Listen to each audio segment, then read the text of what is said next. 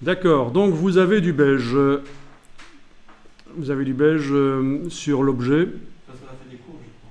Non, oui, c'est parce qu'il y a un fond qui est réglé, c'est bizarre. Vous avez du beige sur l'objet, d'accord.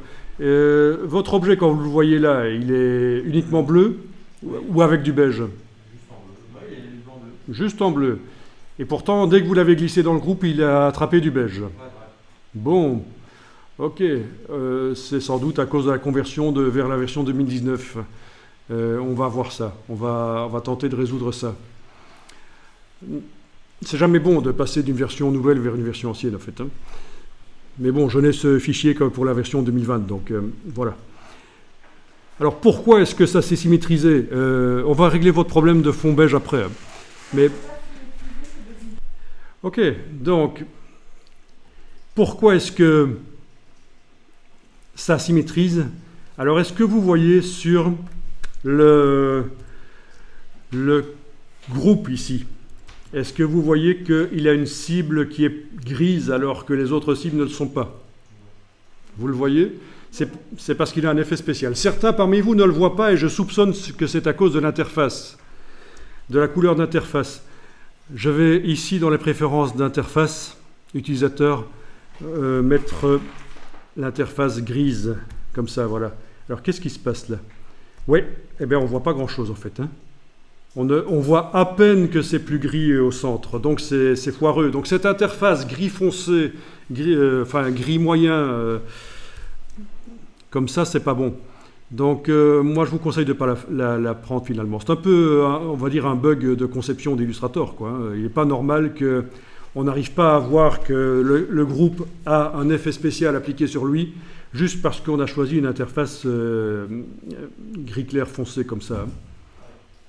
Donc choisissez le plus foncé ou plus clair, mais ne choisissez pas celle-là, ça va vous poser problème sur Mac en tout cas. Peut-être que sur PC ça ne le fera pas, ça apparaîtra correctement, mais sur Mac, moi je vous conseille de prendre soit le plus clair, soit le plus un peu plus foncé comme ça.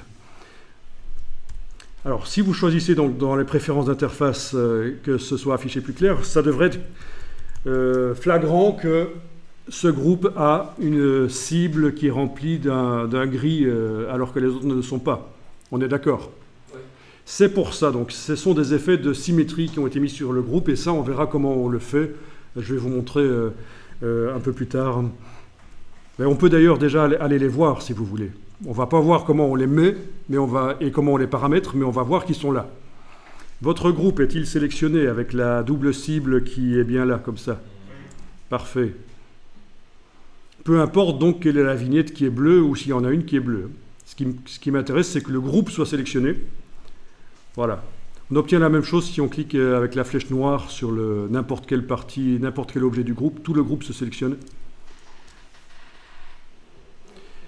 Et alors, on va aller voir une des palettes les plus importantes de Illustrator. Il y a certaines personnes qui passent complètement à côté parce qu'ils n'ont pas mis à jour leurs connaissances. C'est apparu relativement récemment, avec la CS4, je pense. Donc c'est quand même relativement récemment. Mais il y en a qui n'ont pas saisi le potentiel de cette palette. C'est la palette Aspect. Alors vous allez dans le menu Fenêtre, toutes les palettes des logiciels sont là, classées par ordre alphabétique. Vous allez chercher la palette Aspect. Et la palette Aspect, c'est quoi? C'est une espèce de mini palette des calques qui concerne uniquement l'objet sélectionné. Et c'est hyper puissant pour travailler dans Illustrator, c'est génial, la palette Aspect.